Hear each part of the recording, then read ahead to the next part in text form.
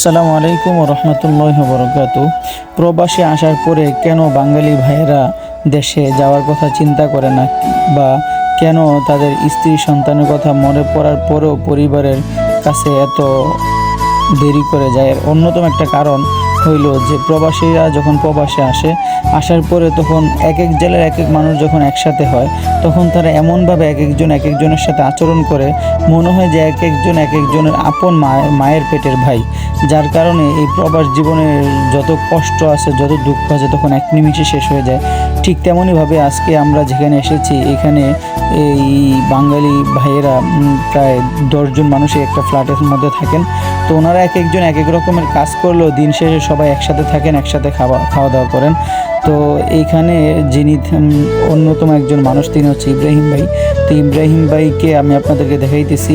এই যে সাদা কালো গেঞ্জিটা যার গায়ে দেখতেছেন, উনি হচ্ছে ইব্রাহিম ভাই। উনি হচ্ছে এখানে লিডার। তো ইব্রাহিম ভাইয়ের নেতৃত্বে আজকে এখানে আয়োজন চলতেছে। আয়োজনটা হলো একটি খাসির আয়োজন। তো খাসি আয়োজনের আগেই মাহমুদ ভাই একটা তরমুজ আনছে, তখন সবাই তরমুজ খাওয়ার জন্য প্রস্তুতি নিতেছে। তো এই যে আবদুল্লাহ ভাই তরমুজটা কাটছে, খুব সুন্দর করে কেটে সবাইকে দিয়েছে সামনে, এখন সবাই খাইতেছে। তো এই ফ্ল্যাটের মধ্যে 10 জন বাংলাদেশি ভাই থাকেন, প্রবাসী ভাই থাকেন, রেমিটেন্স যুদ্ধ আপনারা যাই বলেন না কেন, 10 জন বাঙালি ভাই এখানে থাকেন। আর আজকে ইব্রাহিম ভাইয়ের মেহমান আসছে আরও কয়েকজন। তো সব মিলিয়ে আমরা প্রায় 20-22 জন মানুষের জন্য একটি খাসি জবাই করা হয়েছে। তো ইব্রাহিম ভাই রান্না করতেছেন। ইব্রাহিম ভাই খুবই পরিশ্রমী একজন মানুষ।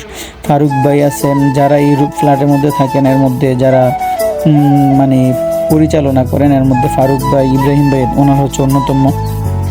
তো যাই হোক, সকল ভাইয়েরা এখানে তরমুজ খাইতেছে। তা আমাকে দায়িত্ব দেওয়া হয়েছে যে আপনি আজকে আমাদের পুরো প্রোগ্রামটাকে ভিডিও করবেন। তো এই হচ্ছে কবির ভাই। উনার কপালটাই খারাপ যে মানে যেদিন বড় কোনো প্রোগ্রাম হয় ওই দিন ওনার দায়িত্ব থাকে রান্না করার, যার কারণে উনি মানে আমাদের সাথে একসাথে খেতে পারে না। তো এই পাতিলের মধ্যে 15 কেজি খাসির মাংস বসানো হয়েছে, আর ওই পিছনে যে ওটা হচ্ছে ভাতের পাতিল। তো যাই হোক, মানে এইখানে আসার পরে, এই যে আমি যখন এই দেশে আসার পরে এই ভাইদের এই ফ্ল্যাটে যখন আসার পরে যখন দেখলাম যে 10 জন মানুষ একটা ফ্ল্যাটের মধ্যে থাকে, বা এতজন বাঙালি একসাথে, আসলে অনেক বাঙালি থাকলে তাদের সাথে কথা বললে মনের কষ্ট দুঃখ সব নিমিষেই শেষ হয়ে যায়, খুব ভালো লাগে তখন। তো এর মধ্যে এই যে কবির ভাইয়ের ভাত করতেছে, দস্তর বিছাই দিছে, দস্তর বিছানোর উপরে ভাতও দিয়ে দিতেছে। যে ভাত একদিক দিয়ে একজন ভাত দিতেছে, আর এদিক দিয়ে ইব্রাহিম ভাই উনি সালাদ বানাইতেছেন। এই যে সালাদটা, এটা খুবই সুস্বাদু একটা সালাদ, স্বাস্থ্যের জন্য খুবই উপকারী।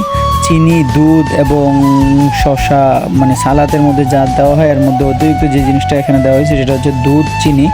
তো আপনারাও চাইলে এই ধরনের সালাদ বানিয়ে টেস্ট করে দেখতে পারেন, খুবই সুস্বাদু এবং মজাদার। এদিক দিয়ে ইব্রাহিম ভাই তো সালাদ বানাইতেছেন, আর পাশে কবির ভাই উনি বলতেছেন যে ভাত দিয়ে আসছি, তাড়াতাড়ি করে গোস্তের পাতিলটা ধরেন, আমি একটু গোস্তটা নেই, তারপরে সবাইকে গোস্ত দিতে হবে। তো এদিক দিয়ে ইব্রাহিম ভাই বলতে তুমি একটু অপেক্ষা করো, আমি আগে সালাদটা মজা হয়েছে কিনা টেস্ট করে দেখি। তো ইব্রাহিম ভাই সবাইকে দিতেছে, নিজেও খাইতেছে, বলতেছে না আলহামদুলিল্লাহ ভালো হয়েছে।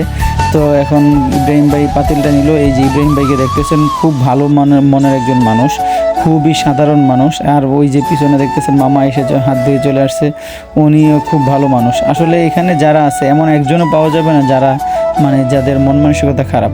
প্রবাসে আসলে এই যে আনন্দটা, এটা যে মানে কতটা সুখের, এটা ভাষায় প্রকাশ করা যাবে না। তো আমরা যেহেতু অনেক মানুষ, প্রায় 22-23 জন একসাথে খাওয়া যাবে না, তো 2 ধাপে সবাই বসছে। তো এটা হচ্ছে প্রথম ধাপ। এখানে ভাতের সাথে শুটকির ভর্তা দেওয়া হয়েছে। তারপরে এই যে দেখেন, আমিও প্রথম ধাপে বসে গেছি। তো আমাদের খাবার প্রায় মাঝামাঝি অবস্থা, আমরা একসাথে খাইতেছি প্রায় 12-13 জনের মতো।